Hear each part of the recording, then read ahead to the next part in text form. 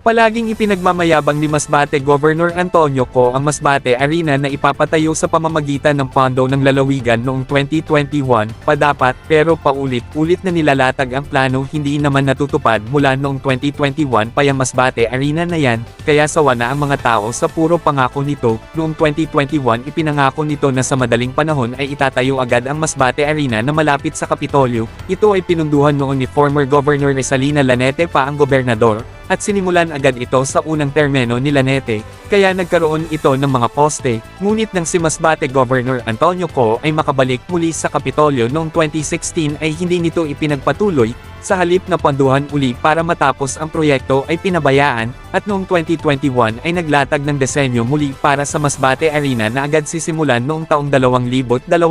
ayon sa kanila, ngunit nangangailangan uli ng malaking pondo. Unang pangako noong 2021 ipinako na sisimulan agad, pangalawa pangako at latag uli ng disenyo ng arena noong nakaraang taon ng 2023, na ipapagawa na daw at nagpagawa na naman ng tarpaulin para rito, hanggang sa lumipas ang taon at dumating na lang ang 2024 wala pa rin. Kaya marami ang nagsasabing si Governor Antonio Co ay manlilin lang ng mga tao lalo na sa mga Masbateño, dahil pinakikitaan lang ng magandang disenyo ang mga tao, at hindi naman ito tinutupad ang pangako, ayon sa ating mga nakausap na mga Masbateño, kaya hindi di umano ipinagpatuloy ni Antonio Co ang naturang Masbate Arena, na ipinatayo ni former Governor Lanete, dahil wala nang makukurakot si Antonio Co kung ipagpatuloy ito, kaya kailangan uli na ibedeng ito at hanapan ng mga magbibigay ng pondo para meron naman itong dagdag pambili ng barko na makukurakot mula sa pondo ng Masbate Arena. Ganon kagahaman si Antonio Co ayon sa ating nakausap, kaya masasayang na naman ang perang inilabas na noon para sa Masbate Sport Arena dahil sisirain na naman. Bakit hindi nag-iisip si Governor Antonio Co na sayang ang pera ng taong bayan? Para sa mga susunod na update manatiling i-follow lamang ang BMP Daily News Update.